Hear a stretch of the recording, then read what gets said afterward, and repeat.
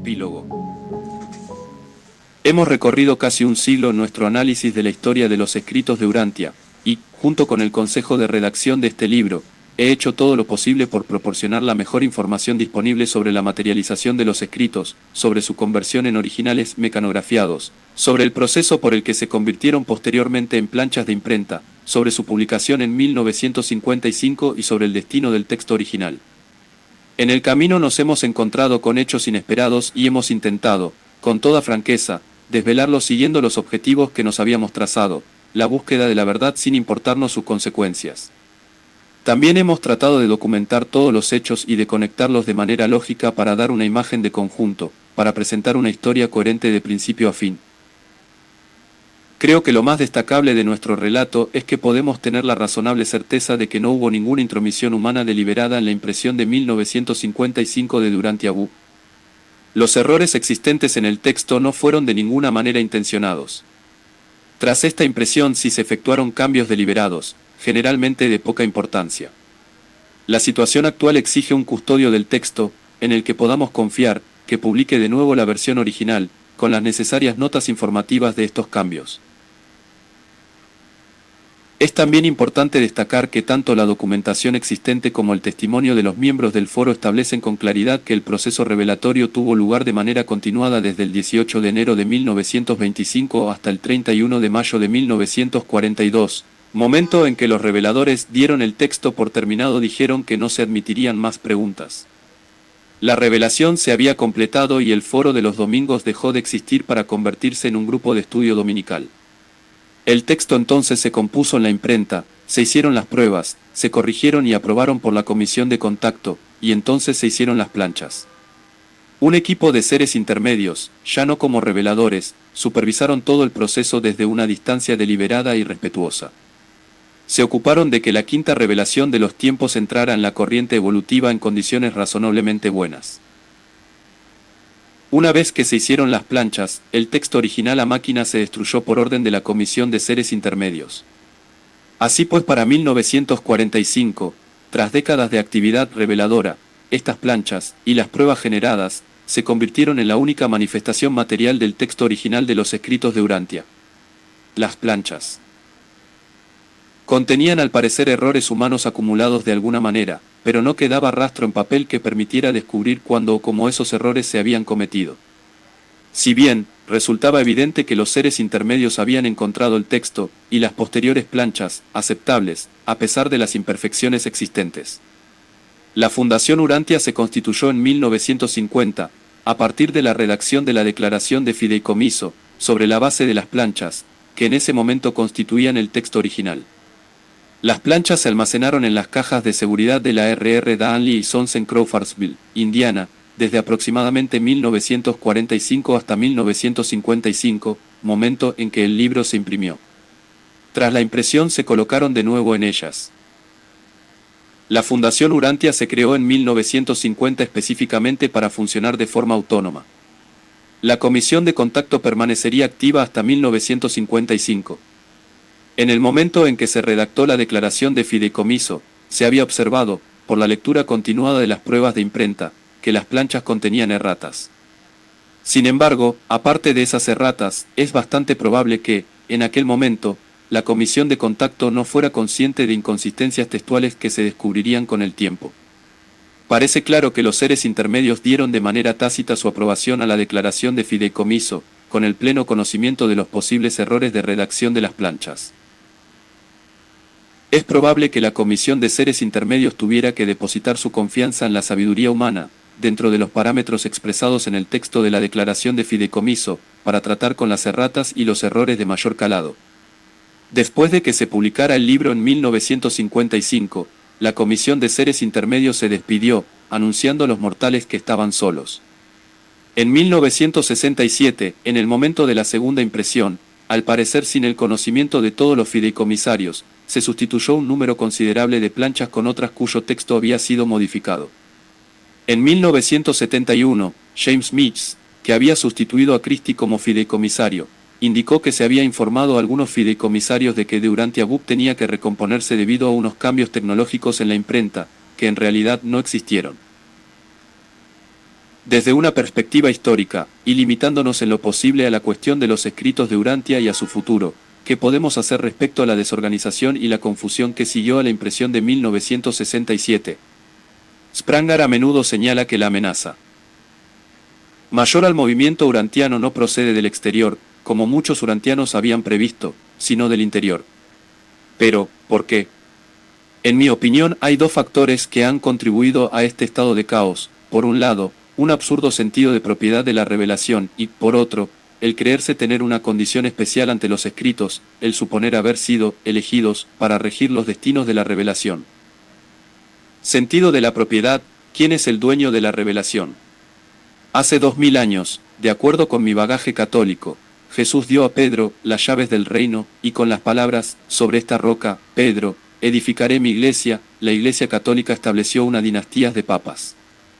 Con esta premisa surgieron a continuación la autoridad religiosa jerárquica y los derechos divinos de sucesión. Todas las repercusiones espirituales en relación a Jesús y a los creyentes individuales se cambiaron de Jesús a la Iglesia. Y cuando Pablo y sus contemporáneos hicieron esto, como nos dicen los escritos, asestaron un golpe mortal al concepto de Jesús del reino divino en el corazón del creyente individual, p. 1865, final. Cuando era relativamente nuevo en el movimiento urantiano se me dijo que a los fideicomisarios y a sus sucesores se les habían dado las llaves del reino en la forma de mandatos. Hasta hoy en día, la fundación basa su propiedad sobre la revelación, el estandarte de Miguel y la palabra Urantia, las marcas registradas, en esos misteriosos mandatos y en unos mensajes especiales que se conservan en una caja de seguridad en el 533 de Diversey Parkway. Para muchos urantianos esto es algo comparable al hecho de que algún papa proclamase su propiedad del texto de la Biblia, del símbolo de la cruz y de la palabra cristiano. Esta insensatez, ya advertida por urantianos como Clive Badell o Bill Sadler, ha impedido, durante muchos años, la propagación de la revelación. Hoy en día, tras la vuelta de los escritos a dominio público, renace de nuevo la esperanza de una época de resurgimiento de las enseñanzas de los escritos. Todavía, sin embargo, queda pendiente la cuestión de la propiedad y autoridad humana sobre el estandarte de Miguel, el derecho a usar libremente el nombre de nuestro planeta, Urantia, y el poder identificarse uno mismo en términos religiosos como urantiano. En este punto es necesario volver a citar un pasaje ya mencionado en la introducción de este libro, que no guarda relación, a pesar de lo que pudiera parecer, con cuestiones de tipo político de control de la revelación, sino con la verdad de los hechos que hemos sacado a la luz y, más particularmente, con el significado de lo que hemos descubierto. Inevitablemente, las historias constituyen procesos dolorosos y casi siempre conllevan algún tipo de confrontación. Los que emprendimos la tarea de desarrollar esta, nos damos cuenta de que sus conclusiones allanarán el camino futuro de los escritos de Urantia, pero hay mucho en juego porque chocan con los intereses de los que tratan de controlar la revelación. No nos puede sorprender, pues, la virulenta respuesta que puede provocar nuestra interpretación de los hechos acaecidos en torno a los escritos, porque es esta, más que los mismos hechos, la que constituye el centro de nuestra argumentación histórica. Con estas nociones en mente, vamos a volver a tratar algunos de los temas difíciles y retos con los que se enfrentan los urantianos, plenamente conscientes de que lo que cada uno de nosotros decida será crucial para la revelación. No hay documentos secretos. No se puede dejar de enfatizar el hecho de que todos los supuestos mensajes secretos y textos apócrifos que se asocian a los escritos de Urantia tienen un origen dudoso. Ya hemos comentado que, moralmente, no se debería haber hecho copias de este material porque estaba destinado para un determinado momento y propósito. Pero de todos modos, ninguno de estos supuestos mensajes es revelación, ninguno puede ser corroborado. Pueden tener diversos grados de valor histórico y, en el mejor de los casos, solo un moderado grado de fiabilidad y relevancia. Cuando he usado alguno de estos documentos en esta historia, he intentado cuidadosamente negar la certeza sobre su autenticidad. Sin embargo, aunque pueda ser apropiado sopesar la información apócrifa para su análisis histórico, no lo es para apoyar una reclamación del control de los escritos. En el capítulo 10 indiqué que en 1980, Christie, fideicomisaria emérita, y Martin Miers, fideicomisario, entregaron a Thomas Kendall, presidente de la Fundación Urantia, un mensaje supuestamente dado por los seres intermedios. El mensaje pedía que no se mantuvieran largas e interminables conversaciones con el señor Weiss, traductor del libro al francés, aconsejando la lectura de la página 840 de los escritos en relación a la trama de Caligastia contra Adán y Eva. Vimos también cómo Kendall llevó este mensaje a la atención de los otros fideicomisarios y empleados del 533 para su consideración, de un modo que realmente parecía ser lo habitual en la fundación cuando tenía que tomar alguna decisión importante. Otro inquietante ejemplo del uso de supuestos mensajes dentro de este círculo cerrado se documenta en el citado Response to Urantia Foundation Report, escrito por Thomas y Caroline Kendall en 1990, que se distribuyó en el Consejo General de la Hermandad Urantia cuando yo era consejero.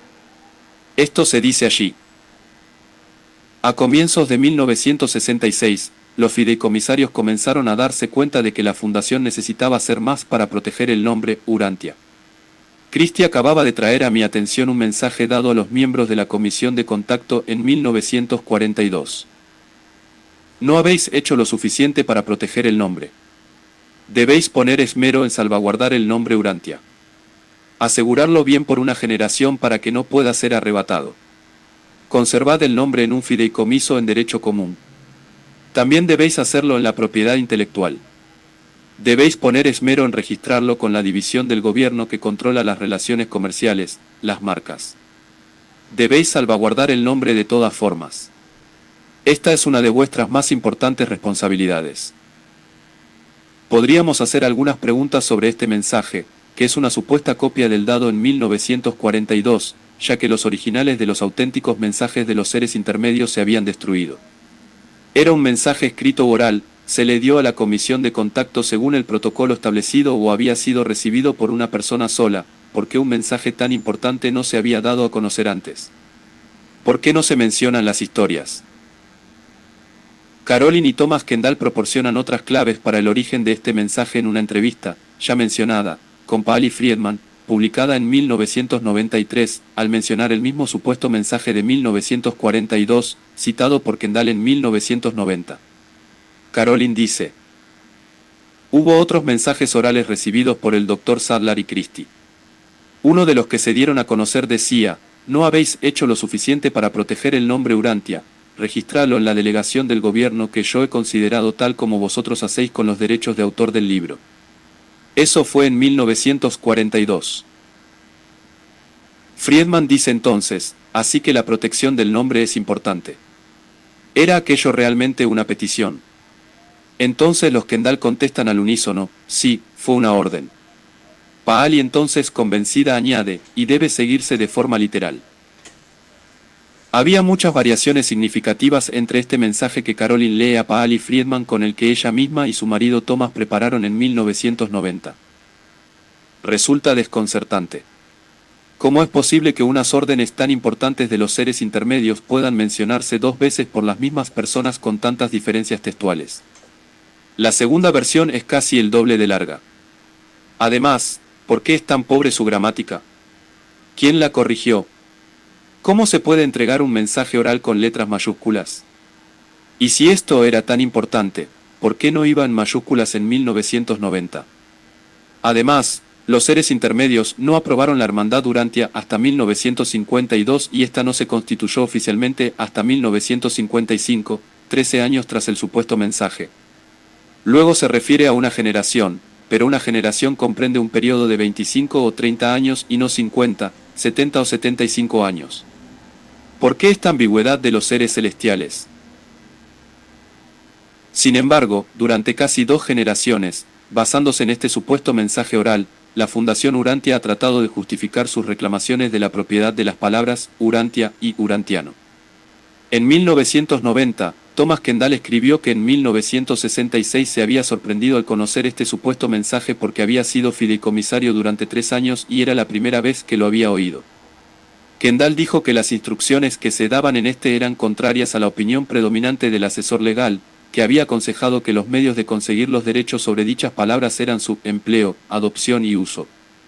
No obstante, de acuerdo con Thomas, en 1966, la fideicomisaria Christie había traído a él la versión escrita de este mensaje, que si hubiese sido auténtico tendría que haberse destruido cuando se publicó el libro, y Thomas, obedientemente, hizo la voluntad de esta voz anónima, que de alguna manera Había quedado registrada hacía 2 décadas y había permanecido guardada en el cajón de un archivador, sin que nadie se hubiese dado cuenta.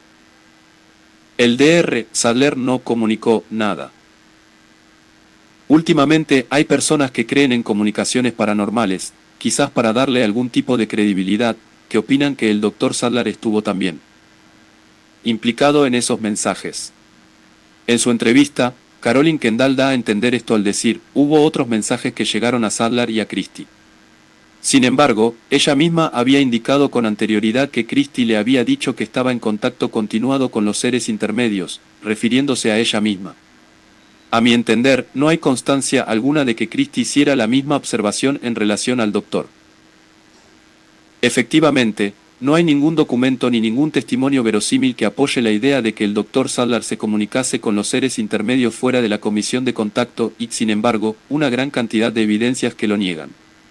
Todos los miembros del consejo de redacción de este libro creemos que Christie fue el único miembro de la comisión de contacto en manifestar haber estado en contacto de forma individual con los seres intermedios y haber recibido la supuesta aprobación de voces anónimas para los cambios en el texto original.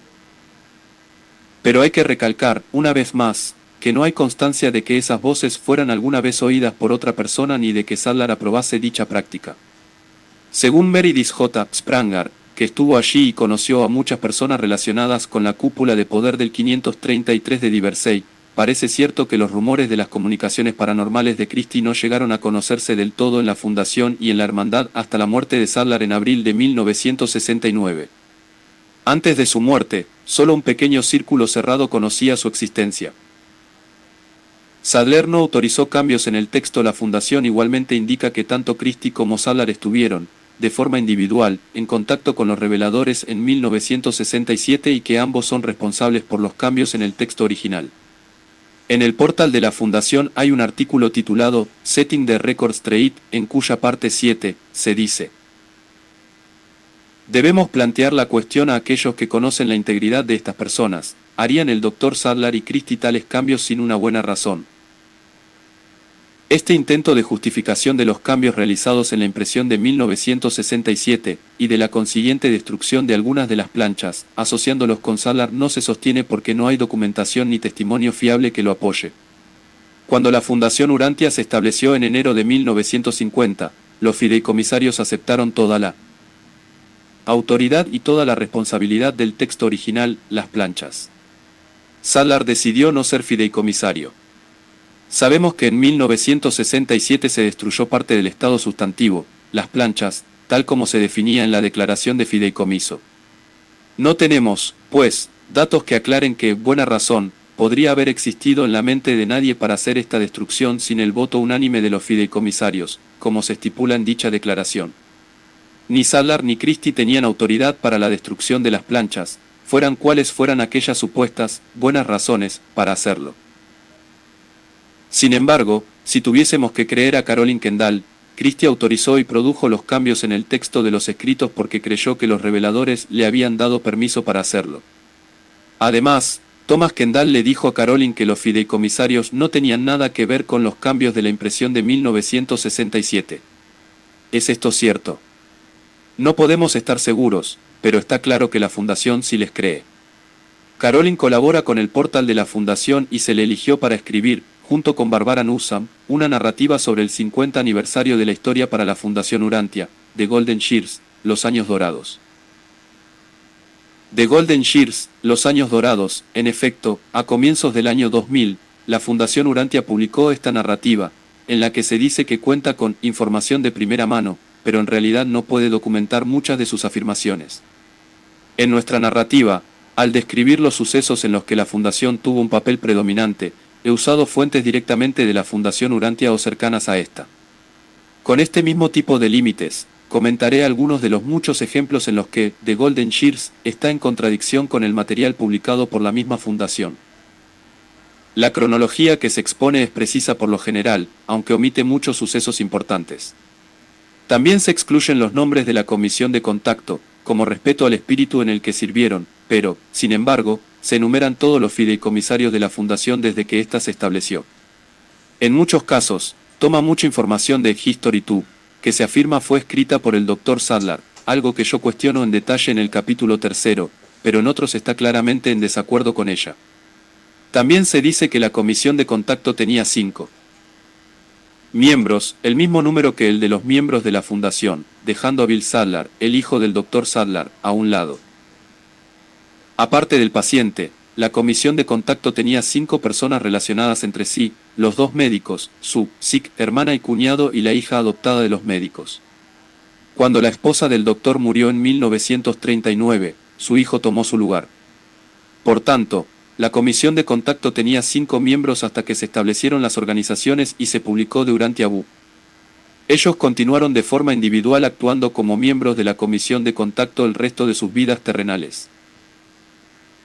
En este recargado párrafo, la Fundación intenta justificar su supuesto derecho a la propiedad intelectual de los escritos y sus reivindicaciones de que es la sucesora de la comisión de contacto y de que continuaron con una especial guía celestial una vez que los seres intermedios se despidieron en 1955. El párrafo contradice tanto el testimonio de Meredith J. Spranger, Clay Bedell y otros, que hablan de la existencia de 6 personas en la comisión de contacto, incluyendo a Bill Sadler, que se incorporó a dicha comisión no más tarde de 1930, tras haber sido dado de baja de los marines, como la propia History 2 de la misma fundación. El hecho de que no se hicieran previsiones para la sustitución de miembros de la comisión de contacto que se perdieran por discapacidad o muerte, también nos llevó a pensar que el libro se publicaría durante la vida de algunos de nosotros. ¿Por qué es esto importante? Porque no existió nunca esa vinculación sistemática entre la comisión de contacto y la Fundación Urantia. No hubo ningún relevo, ninguna sustitución. Sin embargo, en los 90, la Fundación comenzó a declararse, sin ninguna base, como la sucesora legal de dicha comisión. La comisión de contacto tenía 6 miembros permanentes en 1930, sin que se estipulara la sustitución de sus miembros, como se ha indicado. La Fundación Urantia se estableció en 1950, con 5 fideicomisarios, y los miembros se sustituyen mediante la elección de otro miembro por los restantes fideicomisarios. La comisión de contacto operaba bajo una guía celestial, que cesó tras la publicación del texto original en 1955. La fundación está dirigida por humanos y se fundó como una entidad completamente autónoma, como se establece en la Declaración de Fideicomiso. La comisión de contacto continuó operativa durante 5 años más tras el establecimiento de la Fundación Urantia. Carolyn Kendall indica que en noviembre de 1951 se le leyó a los 70 y al grupo de estudio dominical una importante comunicación, ya citada, del príncipe planetario de Urantia en funciones, en que la Fundación Urantia y la Comisión de Contacto se perciben y comentan como 2 entidades separadas. En ausencia de intervención de los seres intermedios después del 11 de febrero de 1954, los fideicomisarios de la Fundación Urantia pueden proceder de acuerdo con su propio criterio. Por tanto, el pasaje citado en The Golden Shears induce a error al decir que, así pues, la comisión de contacto tenía 5 miembros hasta que se establecieron las organizaciones y se publicó de Urantia Book. Debemos hacer estas aclaraciones si no queremos crear un engañoso derecho divino de sucesión de autoridad sobre la revelación. Por otro lado, el párrafo dice que ellos continuaron de forma individual actuando como miembros de la comisión de contacto el resto de sus vidas terrenales. Esto sugiere claramente que los miembros de esta comisión, de forma individual, permanecieron en contacto con los reveladores tras su mensaje final de 1955, os habéis quedado solos. No obstante, no hay documentación que apoye tal afirmación. Además, según se cita en memorándum interno de Bill Sadler de 1958, en 1955, la comisión de contacto se consideró terminada. Como señalamos, según Carolyn Kendall, el único testimonio que tenemos en ese sentido procede de Christie y sus comentarios sobre sus propios supuestos mensajes, pero ella se refiere a sí misma, nunca a otros miembros de la comisión de contacto. Con este pasaje la Fundación, que aprobó este artículo para su portal, apoya también las actividades paranormales de personas especiales, algo que ha dañado y dividido a la comunidad urantiana. En The Golden Shears también se dice: los escritos de Jesús, sin fechar en The Urantia Book, se entregaron en 1935 con la aportación de las preguntas del foro. Estas palabras están igualmente pensadas para apoyar la posición legal de la Fundación Urantia contra la publicación de los escritos de Jesús por parte de Harry M. C. Mullan. El Comentario, con la aportación de las preguntas del foro, es incorrecto tal como leemos en History 1 e History 2, no hubo preguntas que dieran lugar a estos escritos, que se materializaron en un solo manuscrito. En History 2, publicada en el portal de la Fundación, se dice claramente, de toda la revelación urantiana, los escritos de Jesús significaron la mayor sorpresa. También en The Golden Shears, en el apartado Planetary Government Rulings 1951-1952, se omite una importante información, que se opone a la idea de que se diera una supuesta guía celestial a los fideicomisarios tras 1955. La misma omisión se hace en otro comentario de Caroline Kendall, que analizamos en el capítulo 8. Añadamos a lo mencionado en su momento, que resulta deleznable que esos supuestos mensajes se revisen para apoyar alguna postura. En las últimas páginas hemos analizado, a partir del propio material de la Fundación, algunas de las opiniones de aquellos que creen que la Fundación Urantia es la propietaria de la quinta revelación de los tiempos. Caroline y Thomas Kendall comentan que Bill Sadler recriminaba esa actitud en el citado memo interior. A menos que la Fundación Urantia se conduzca con sensatez, creará disensiones entre sí misma y la hermandad. No hay espacio para la ingenuidad ni para la exhibición de sentimientos de propiedad hacia los escritos de Urantia. El fin de la propiedad sobre de Urantia Book. Muchos que los que como yo tienen la convicción de que los escritos de Urantia pertenecen a la gente, también creemos que, aunque ignorado por todos los fideicomisarios del momento, la noble tarea de la Fundación Urantia de conservar el texto original de los escritos inalterado no se cumplió en 1967. A los responsables de este error les guiaba con probabilidad el deseo de tener un libro perfecto, como explicó Caroline Kendall, pero para alcanzarlo decidieron pasar por alto la declaración de fideicomiso y corregir el texto original aplicando un arreglo rápido. No hay documentación al respecto, ni notas, ni el voto unánime de los fideicomisarios. Este acto de impaciencia resultó en 1967 en el incumplimiento de sus deberes y dio pie a una creciente duda y confusión entre los lectores. Tras la muerte de Sadler, durante los 70, la misión inicial de la Fundación de conservar el texto inalterado dio paso a la reclamación de la propiedad de los escritos de Urantia, del estandarte de Miguel y de los términos Urantia y Urantiano, basándose en unos supuestos mandatos secretos que nunca se llegaron a desvelar del todo. Se corrieron los rumores de que Christie, el último miembro de la comisión de contacto, estaba recibiendo mensajes especiales de los seres intermedios. Poco después de la muerte de esta, su heredero, Bernd Grimsley, también creyó estar en contacto con seres celestiales. A esto le siguió un periodo de desorientación y conflictos que continúan hoy en día dividiendo a los urantianos. Muchos de los que creemos que los escritos de Urantia pertenecen a la gente pensamos que no hay mensajes secretos o dones especiales que justifiquen el incumplimiento de la declaración de fideicomiso.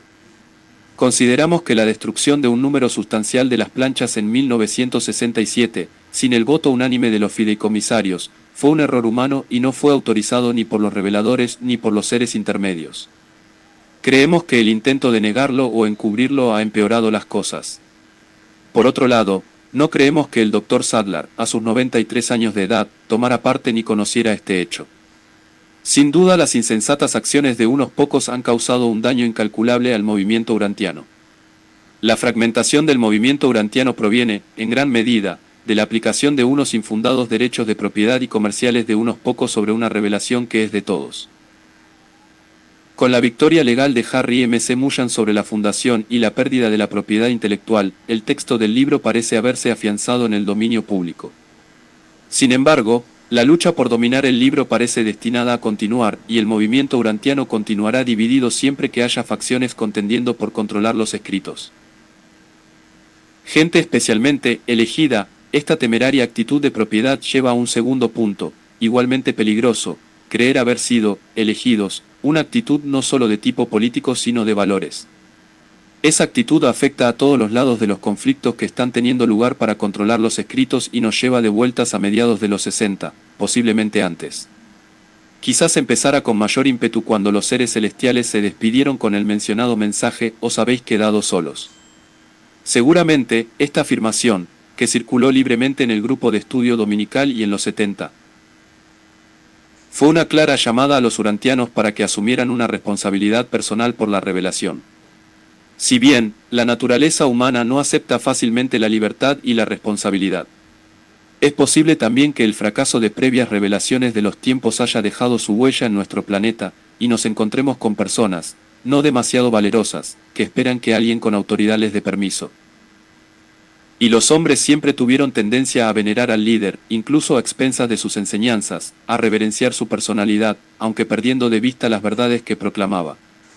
Esto no carece de motivo, existe un deseo instintivo en el corazón del hombre evolutivo de recibir ayuda del más allá. Este anhelo tiene el objeto de anticiparse a la aparición en la Tierra del príncipe planetario y más tarde de los hijos materiales. En Urantia al hombre se le ha privado de estos líderes y gobernantes sobrehumanos y por consiguiente se trata constantemente de compensar su pérdida rodeando a sus líderes humanos de leyendas, que tienen un origen sobrenatural, y de actos milagrosos. P. 1008, par 7. Tenemos que hacernos las siguientes preguntas: ¿hay de verdad personas, elegidas, que tengan algún tipo de relación especial con los escritos? ¿Existe alguna infalible autoridad humana sobre estos escritos? ¿Tiene este círculo interno de personas alguna guía celestial que los demás no tengamos? ¿Se comunican los seres celestiales con nosotros a través de estas privilegiadas personas? Estas preguntas no solo están dirigidas a la Fundación Urantia, o a sus líderes, sino al movimiento en general. Cada uno, de manera individual, debe intentar contestarlas porque es cierto que hay también otras personas que con su agresividad e inflexibilidad han ocupado puestos de liderazgo, apartando de su camino a personas de mayor sensatez y madurez. Clive Badell, Berkeley Elliot y algunos otros experimentados urantianos tenían una norma que resulta muy útil recordar ahora: nunca ha habido ni habrá autoridad humana sobre los escritos de Urantia. Distorsión de la revelación divina. Mientras que el consejo redactor y yo estábamos todavía investigando y completando esta historia, se publicó otra, Birth of a Divine Revelation de Ernest Mosher, basada en extrañas elucubraciones. Cada persona tiene derecho a sus propias ideas, pero la historia, como disciplina que es, precisa de un esfuerzo serio de documentación y no de especulaciones ni arbitrariedades. Desde este punto de vista, Birth of a Divine Revelation no es más que una rara obra que presenta teorías curiosas, sin ninguna base veraz. Mosher se basa en Martin Gardner, Harold Serman y Harry Luose, mencionados en el capítulo 7, para arrojar dudas sobre la integridad y competencia profesional del Dr. Sadler, afirmando que alteró los escritos, y menospreciar las contribuciones y propias vivencias de Meredith J. Spranger. Cualquier lector experimentado puede fácilmente descartar las indocumentadas afirmaciones de Mosher, pero estas sí pueden confundir a los nuevos lectores que se acerquen a los escritos, especialmente cuando él mismo confiesa su amor hacia ellos. Por esto, a pesar de que el laberinto de confusiones y distorsiones de la verdad de Birth of a Divine Revelation no merecen un análisis demasiado detallado, si nos vemos en la necesidad de realizar algunos comentarios. Por ejemplo, para justificar su idea de que el Dr. Sadler era la persona de contacto, su autor elige una cita de los escritos, que distorsiona a voluntad. Este pasaje naturalmente lleva a muchos a creer que se refiere al sujeto humano del estudio de Sadler. Esto se apoya en la afirmación de que, grados variables de contacto con ciertos mortales constituidos de forma favorable, a través de la penetración experta en la mente en la que reside dicho modelador. Este sería el mecanismo de control del trance del sujeto. La cita se refiere en realidad a los seres intermedios secundarios y a su habilidad para contactar con los modeladores del pensamiento. Si tomamos el pasaje completo, eliminando los puntos suspensivos, tenemos un significado completamente diferente. Grados variables de contacto con los modeladores del pensamiento de ciertos mortales constituidos de forma favorable, a través de la penetración experta en la mente en la que reside dicho modelador, p. 1258. Y vemos cómo distorsiona Mosher el significado de texto, ya que este no tiene nada que ver con el control del trance. Mosher afirma que los seres intermedios movieron los brazos del sujeto dormido y Sadler colocó un lápiz en sus manos para hacer que se pusiera a escribir en el trance, pero esto no está documentado ni tiene fundamento alguno. Por el contrario, hay muchos testimonios que constatan que nunca se le vio escribir nada ni nunca se le permitió a ningún miembro de la comisión de contacto observar manifestación material alguna de la presencia de los seres intermedios. Mosher indica también que los reveladores abandonaron a los mortales entre 1934 a 1935, tras la entrega de los escritos de Jesús, y dejaron las cosas en manos de los mortales. Para apoyar sus ideas, Mosher distorsiona una vez más las fuentes primarias. A partir de History 2, dice que según Sadlar los escritos de Urantia se habían certificado como completados en tal periodo, pero ningún investigador que se precie de serlo puede tomarse esto con seriedad. Aunque, como se ha indicado, parece ser que se insertaron algunas palabras de Sadlar en dicha historia, nadie sabe realmente quién la compuso. Además, esta afirmación está sacada de contexto. No hay anotación alguna en los escritos que diga que fueron completados o certificados en 1934 a 35. Por otro lado, como se ha indicado, Clive Badell dijo en 1983. Los escritos se revisaron hasta el 196. Se leían, se hacían las preguntas y luego las respuestas se incorporaban al texto con su consiguiente ampliación, y así sucesivamente. Quizás una de las teorías más peculiares de Mosher resulta de su intento por explicar las aproximadamente 20 inconsistencias del texto. Afirma que, tras el fallecimiento de Lena C. Sadlar en 1939, Christie tomó el mando y comunicó los cambios del texto que vinieron del diablo, como él lo llama. Esta teoría, además de estar infundada y ser ridícula, introduce unas ideas filosóficamente rechazables para algo que tiene una explicación mucho más simple. Es razonable pensar, de la misma manera, que ni el Dr. Sadlar ni su hijo Bill habrían permitido o aprobado tales actividades y que, hasta el mensaje de 1955 de que se habían quedado solos, la Comisión de Revelación estaría vigilando la revelación con atención. Esto corrobora los hechos documentados y los testimonios de los que estaban allí. Mosher señala que posee una percepción espiritual que le permite discernir el material que legítimamente pertenece a la revelación del que ha sido añadido por el diablo, pero no deseo abrumar al lector con más detalles de este libro. Voy a dejar que él hable por sí mismo para que todos puedan juzgar su carácter, madurez y estabilidad, atendiendo así, al mismo tiempo, las quejas de muchos urantianos respecto a sus aseveraciones. Veamos, pues, algunos de sus comentarios en la red, a comienzos de abril de 2000, intentando justificar sus teorías y demostrando, igualmente, su creencia en que posee poderes paranormales no otorgados al común de los mortales. No solo quiero demostrar que puedo distinguir entre espíritus buenos y espíritus malos, sino que puedo reconocer su forma de actuar. Sadlar trató la revelación como si estuviese sujeta a sus cambios arbitrarios.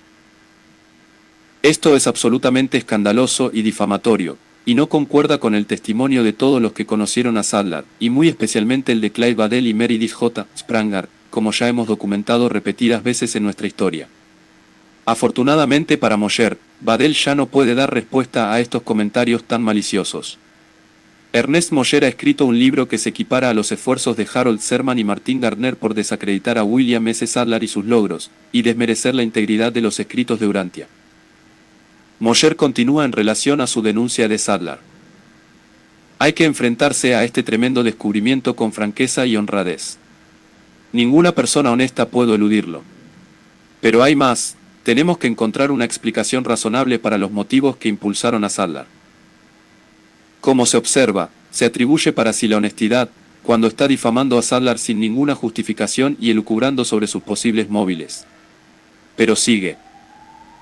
Tenemos ahora un ejemplo concreto de la iniquidad de Caligastia, o el diablo. He descrito hasta ahora cómo opera, con detalles específicos.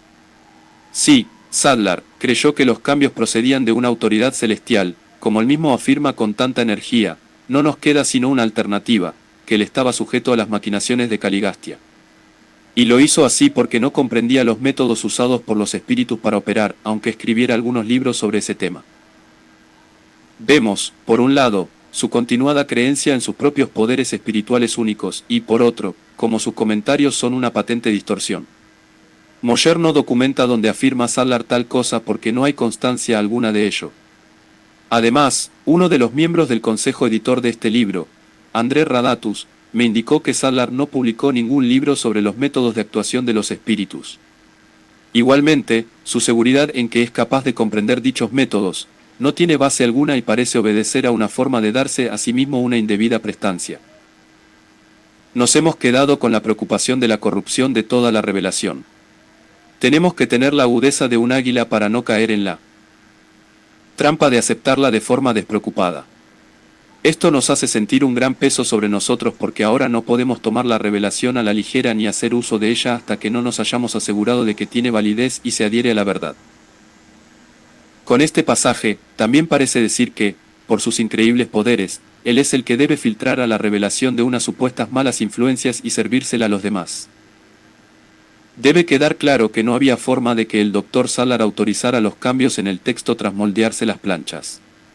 El texto, una vez que se habían hecho y leído las pruebas, quedó fijado con las planchas, y exceptuando el momento de realizar a partir de ellas la impresión de 1955, estas se guardaron en las cámaras de seguridad de R.R. Donnelley y Sons en Crawfordsville, Indiana.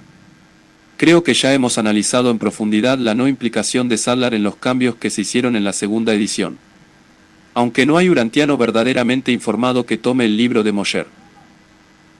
Con seriedad, si podemos decir que algunas de las aseveraciones de Mosher coinciden con las de un segmento del movimiento urantiano con creencias en fenómenos paranormales.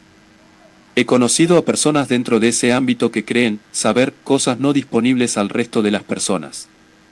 Mosher nos dice en la contraportada de su libro lo siguiente. A través de una serie de sucesos extraordinarios el autor se ha dado cuenta de que seres celestiales están hoy visitando nuestro planeta. Este tipo de afirmaciones engañosas son características de personas con este tipo de creencias. En Sedona, Arizona, hay otra persona, elegida, que también se atribuye una condición y un conocimiento únicos negados a los ordinarios mortales, que está escribiendo una continuación de los escritos de Urantia. Esta persona, como el autor de Birth of a Divine Revelation, asegura que ama los escritos de Urantia e igualmente asegura que Sattler alteró los escritos. Estamos de nuevo ante un infundado ataque a la integridad del Dr. Sattler, idéntico al realizado por Harold Sherman y Martin Gardner. Naturalmente, como Mosher, esta persona cree tener poderes para corregir los supuestos errores cometidos por Sattler al modificar los escritos, y trata de ser un intermediario entre el lector y la revelación, justificando además sus acciones. Sectarismo y comunicaciones paranormales. Pero, es inofensivo este sentimiento de condición especial que se atribuyen algunos ante la revelación. Son beneficiosas y entretenidas las comunicaciones con seres espirituales. Con fecha del 10 de noviembre de 1983, justo antes de la alarma. Producida por Ben Grimsley, Thomas C. Burse escribió una carta a Ionales, presidente entonces de la Hermandad Urantia, que resulta interesante e instructiva respecto a las actividades de tipo paranormal. En mi opinión, si las afirmaciones de Bern no son verdaderas, la credibilidad que les han otorgado las personas, consideradas como portavoces del movimiento para diseminar las enseñanzas de Urantia Book, haría retroceder al movimiento al menos un cuarto de siglo. Burse cita extensamente a Sattler en relación a aquellos que se creen con poderes paranormales y describe con claridad los peligros de este tipo de prácticas.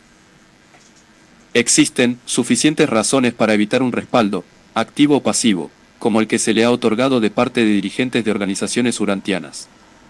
La posible dinámica psicosocial ya descrita, o más exactamente, el no poder anularla, es una de las razones para la cautela.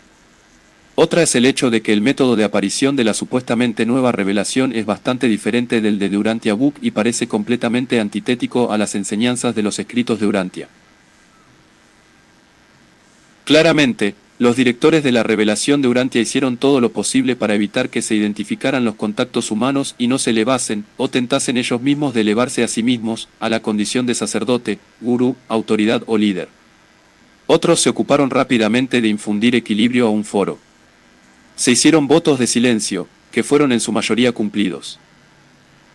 En Urantia Book se nos advierte clara y reiteradamente de los peligros del sacerdocio, o el de mirar a alguien que nos conecte con nuestras propias verdades personales. Sus autores señalaron, de forma inequívoca, los peligros inherentes en el hecho de que una persona recibiera una revelación y luego ésta la entregara a otras personas, estableciéndose así una inimaginable dependencia. Los escritos nos advierten, sin lugar a dudas, que no califiquemos de contactos espirituales los sucesos psicológicos. Aunque probablemente de manera informal, la familia de Dios ha establecido sin duda una sutil y eficaz pantalla para la selección de miembros de su misma orientación, al igual que una, quizás inconsciente, jerarquía. Cuando se añade esto al hecho de que el carismático líder de este grupo, de elegidos seguidores leales, está ahora recibiendo mensajes de seres superiores, y de que estos dependen del líder para estas verdades, se presentan todos los elementos activos de una secta. Estos sistemas sociales se centran en la reacción favorable hacia el líder y lo protegen de cualquier reacción desfavorable de tipo correctivo, permitiendo que el sistema siga su curso, creando un sistema que resuena, que se intensifica y que se refuerza a sí mismo. Es probable que se produzca en tal situación un fenómeno vivencial irresistible e ilusorio. La revelación de los escritos de Urantia, tal como yo la entiendo, terminó. El contacto se rompió. Fue el final de la revelación llamada de Urantia Book y de una organización que se formó para apoyar su diseminación. Si se está ahora produciendo una nueva revelación, no debería tener sus propias organizaciones. ¿Por qué se tienen que implicar los cuidadores de la revelación Urantia? Este clarificador análisis debe aplicarse para entender lo sucedido cuando Sadler empezó a deteriorarse por su edad y Christie se convirtió en el líder de facto de la revelación. También debe aplicarse a la política de la Fundación Urantia y tenerse en cuenta en todas las organizaciones urantianas. Durante el punto álgido de la crisis de Grimsley, Jim Mitz escribió a Martin Miers lo siguiente: los líderes a los que me refiero son los que están diciendo a las llamadas personas elegidas que deben hacer todo tipo de cosas ridículas tales como comprar armas, amontonar provisiones, transferir archivos a lugares seguros y, en general, actuar como si estuviesen afectados de una histeria grave. En una palabra, necesitan un diagnóstico más que una responsabilidad. Recomiendo enérgicamente que se les acuse de haber adoptado una conducta impropia de sus cargos. En este momento no hay lugar para estas personas en el movimiento urantiano y creo que deberían dimitir de inmediato. Han demostrado que son completamente incompetentes e incapaces de desarrollar puestos de responsabilidad. Mensajes paranormales, engaño o revelación. Pero tenemos que hacernos algunas otras preguntas. ¿Son esos mensajes supuestamente de procedencia paranormal parte de la quinta revelación de los tiempos? ¿Son una nueva revelación o son un engaño? Muchos creen que el círculo interno de la Fundación Urantia, un círculo interno ya en sí misma, nació ya bajo ese mismo fantasmagórico sectarismo propio de las comunicaciones paranormales, condición especial y acceso privilegiado a la información celestial. En primer lugar, los supuestos mensajes de Christie dieron pie a la creación de un grupo interno que creía que efectivamente tenía una especial conexión con los seres intermedios. Tras ella, Grimsley, aduciendo haber heredado los mismos poderes espirituales de Christie, intentó apoderarse de la revelación. Y, posteriormente, la Fundación Urantia, atribuyéndose sutilmente un conocimiento especial de naturaleza no desvelada, justifica las modificaciones del texto original. Tenemos razones para creer que ninguno de los cambios se hicieron sin el consentimiento de los reveladores. La prueba del verdadero profesor: ¿cómo podemos saber que nuestros futuros maestros y líderes son dignos de nuestra confianza? Emmett Fox tenía las ideas claras cuando, en 1933, sugirió la siguiente prueba para determinar si alguien es o no es un verdadero maestro. Las palabras en cursiva son del original. Si nos centramos en su personalidad, si se atribuye cosas especiales, si dice que ha recibido privilegios especiales no accesibles al resto de la raza humana, si intenta en su propio nombre o en el de alguna organización establecer, bajo cualquier pretensión, un monopolio de la verdad sobre Dios, entonces, a pesar de lo impresionante de sus méritos, por muy agradable que sea su personalidad, es un falso maestro y es mejor que no tengáis nada que ver con él. Si por el contrario os dice que busquéis a Dios lejos del mismo, en vuestro corazón, y que uséis libros, lecciones e iglesias solo como un medio para alcanzar ese fin, entonces, no importa lo humilde que pueda parecer, no importan las carencias que puedan parecer tener sus manifestaciones, porque este sí es un verdadero maestro, y te está dando el pan de vida. Una próxima era de responsabilidad personal. Como muchos urantianos, al comienzo de mi educación religiosa, sentí la opresión de actitudes autoritarias que me hicieron alejarme de la religión. Posteriormente me sentí atraído hacia los escritos de Urantia porque me hizo no depender de ninguna autoridad humana en mi búsqueda de conocimiento espiritual. Como urantiano, comencé a creer que una parte esencial del mensaje de Jesús consiste en la seguridad de que no estamos sometidos a este tipo de autoridad y que somos responsables solo ante una parte de Dios, ante ese modelador del pensamiento que habita en nosotros. Por primera vez en la historia, la propiedad de una revelación de los tiempos no se ha dado a un círculo reducido de gente especial ni a sacerdotes, sino a la gente misma. Solo necesitamos seguir nuestra guía interior y pedir nuestra revelación.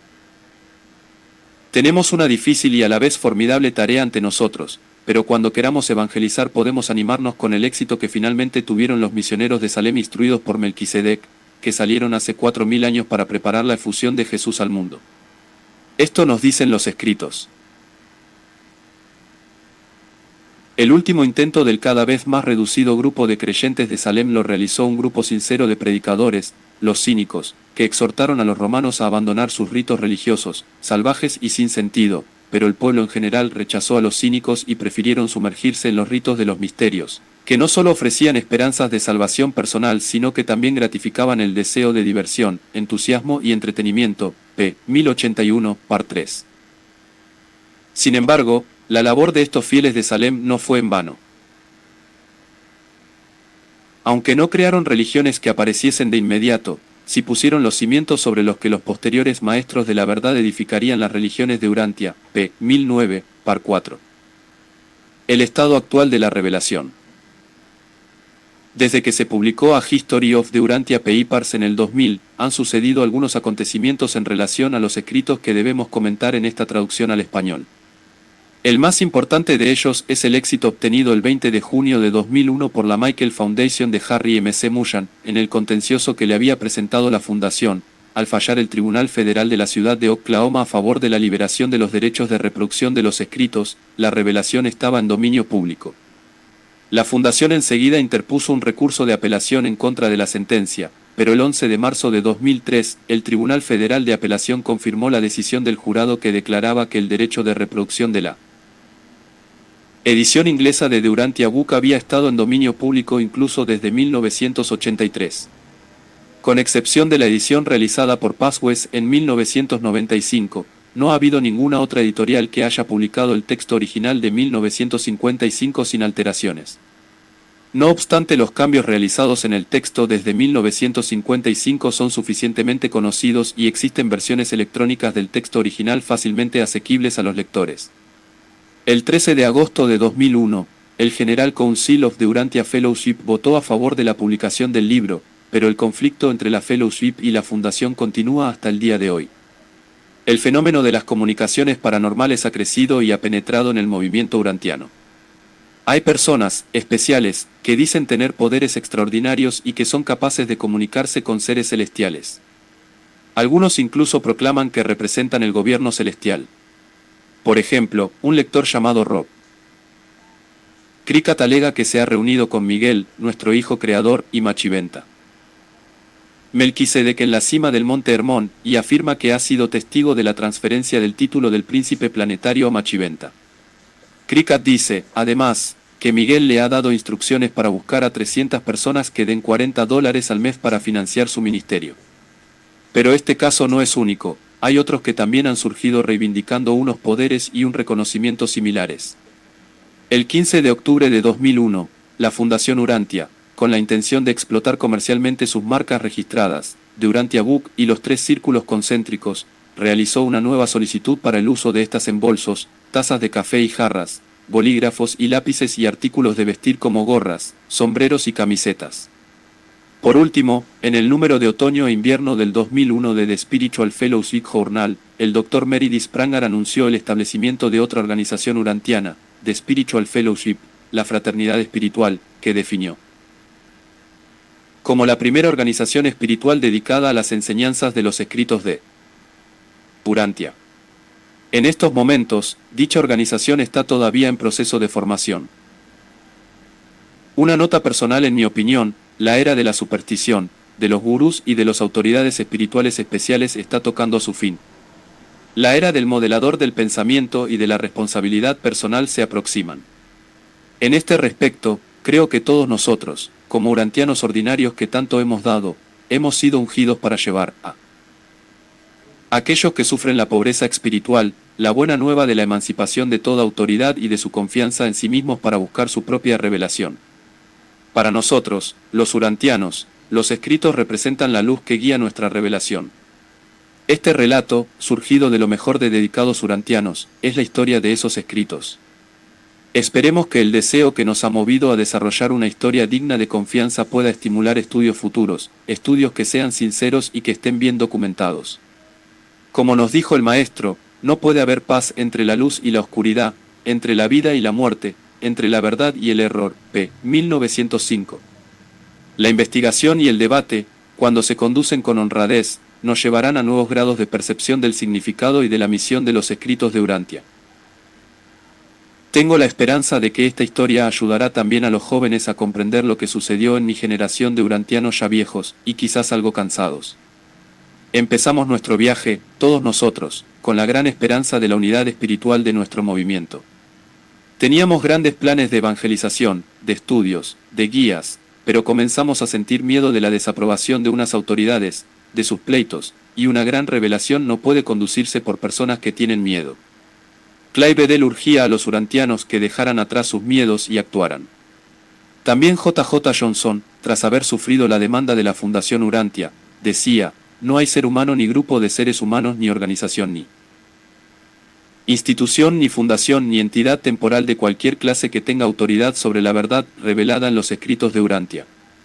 La autoridad de Urantia Book proviene de los frutos de su aceptación en el corazón de aquellas personas que reconocen sus verdades basadas en la guía interior de la parte divina que habita en nosotros y en la del espíritu de la verdad. Sin embargo, Johnson es una excepción. Mi generación no ha sabido actuar, sino que nos hemos perdido en diálogos sobre el significado y la misión de los escritos de Urantia. Los jóvenes urantianos nos miran con curiosidad y, entre tanto, nosotros jugamos a la revelación, debatiendo con acritud de forma interminable lo que debemos o no debemos hacer. Se acerca el momento de dar paso a una nueva generación de urantianos, a una generación que se dedique al significado y a la misión de los escritos de Urantia. Una misión común, no una organización, que los una espiritualmente. Como dice Jesús en los escritos. Y así todos los hijos de la luz serán uno y se atraerán los unos a los otros. Y de esta misma manera mi Padre y yo podremos vivir en el alma de cada uno de vosotros y también en el corazón de todos los demás hombres que nos aman y realizan vivencialmente ese amor amándose los unos a los otros, tal como yo ahora os amo a vosotros. P. 1949. Par 1. Para consuelo de los creyentes urantianos, se nos dice en las páginas finales de los escritos que el Evangelio de Jesús prevalecerá algún día. Se nos asegura que la humanidad vibrará ante una de sus más asombrosas y emocionantes épocas de reajuste social, de estimulación moral y de lucidez espiritual. Nos conforta la idea que algún día aparecerán nuevos líderes que darán bríos renovados a los urantianos y sorprenderán al mundo con su sorprendente dedicación tanto a la revelación como a los demás. Antes de terminar su misión en nuestro planeta, Jesús advirtió a sus colaboradores que solemnemente huyeran de toda forma de orgullo espiritual, y dijo entonces: habéis iniciado esta gran tarea de enseñar al hombre mortal que él es hijo de Dios. Os he mostrado el camino, salid y cumplid con vuestra obligación y no os canséis de hacer el bien. A vosotros y a todos los que sigan vuestras huellas a través de las eras, os digo, yo siempre estoy cerca, y mi llamada es y por siempre será: venid a mí todos los que laboráis y tenéis una pesada carga, y yo os haré descansar. Llevad mi yugo sobre vosotros y aprended de mí, que soy fiel y leal, y hallaréis descanso espiritual para vuestras almas. Comprobaron la verdad de las palabras del Maestro cuando pusieron a prueba sus promesas. Y desde ese día, incontables millares también han probado y comprobado la veracidad de esas promesas. P. 1808, par 1 a 2. Una nota personal para nuestros hermanos y hermanas hablantes de español. Las conclusiones que hicimos en el 2000 en el epílogo de la edición inglesa de esta historia permanecen todavía vigentes. No se ha puesto en tela de juicio con éxito ningún importante aspecto material de los escritos. No hubo ninguna intrusión humana en la edición de 1955 que conllevara cambio alguno en el texto original. La publicación de The Sermon Diaries, 2002 a 2004, ha proporcionado nuevos datos sobre el foro que nos han hecho reescribir el apartado, la tempestad ocasionada por Sermon, pero hay que recalcar que estos diarios no ofrecen pruebas de que el Dr. Sallar alterara el texto de los escritos. Además, también se ponen en entredicho los datos científicos y los históricos del libro, pero son los lectores los que han de juzgar por sí mismos estas cuestiones. ¿Qué conclusiones ha de sacar el lector de lengua española de los escritos de Urantia? Francamente, las mismas que los lectores de lengua inglesa, y que podrían ser respuestas a estas preguntas: ¿qué organización sirve realmente a la revelación? Debemos rechazarlas todas. ¿Y por qué no se le ha prestado en Estados Unidos más atención a los escritos? Es posible que sea el mundo hispano el que porte en el futuro la antorcha de la revelación. Como respuesta a estas cuestiones, creo que tras 40 años de estudio de los escritos y de trabajo con organizaciones urantianas de todo tipo, mi propia perspectiva podrá ser de utilidad. Al parecer cada organización tiene su propio atractivo particular para algunos lectores, pero, en mi opinión, hay una verdadera hermandad invisible que trasciende todas estas divisiones y controversias. Si clasificamos a los buscadores de la verdad de forma horizontal, tendremos a los seguidores de la Fundación, a los de la Fellowship, al lado de estos, y así sucesivamente. La situación es de desesperanza. Sin embargo, si realizamos una clasificación vertical, en función de la madurez de juicio y de la dedicación a los valores espirituales, nos encontramos con un cuadro muy diferente. Está claro que nuestros líderes actuales no ocuparían más los niveles superiores, sino que lo harían otras muchas personas, hoy desconocidas, personas de elevadas mentes cuya misión es la ser servidores de la revelación, aunque hayan o no oído hablar de ella. Mas, ¿cómo los reconoceremos? Jesús nos facilitó la prueba perfecta, por sus frutos los conoceréis. Esto es, si dicen que son un manzano, les tendremos que pedir que nos muestren sus manzanas.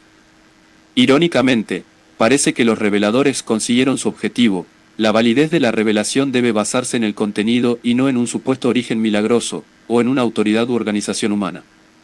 La misma revelación niega su propia infalibilidad, p. 1008. Y resulta lógico pensar que se nos la ha dado para que hagamos algo con ella, pp 2017 a 2018. ¿Qué podemos hacer? ¿Cómo podremos llevar la verdad de la revelación a las gentes del mundo? Los escritos nos dicen que la única manera de vivir la verdad es viviéndola. Jesús la vivió. Y resulta evidente que estamos llamados a revelar la revelación a medida que vivimos nuestras vidas. Es una llamada que se nos hace a todos y no a un grupo reducido.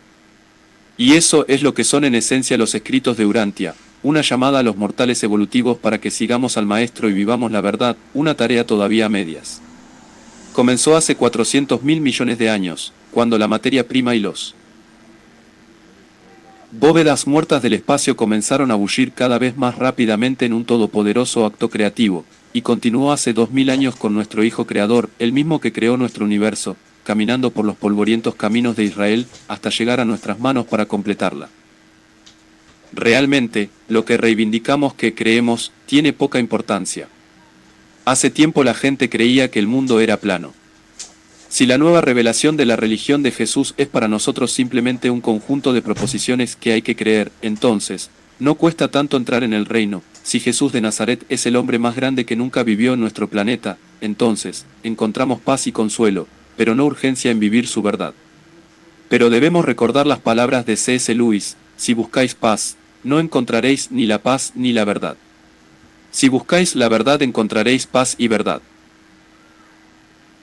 Si nos atreviésemos a creer de verdad que un ser preexistente vino del paraíso y creó el universo local, y bajo la forma de un hombre ordinario llegó a un planeta evolutivo peligroso, conflictivo, y llevó la cruz de la existencia humana durante casi 35 años y que su tarea de iluminar las mentes evolutivas está todavía inconclusa, y que se la confió a los seres humanos para que la terminaran, entonces, la religión de Jesús no resulta fácil.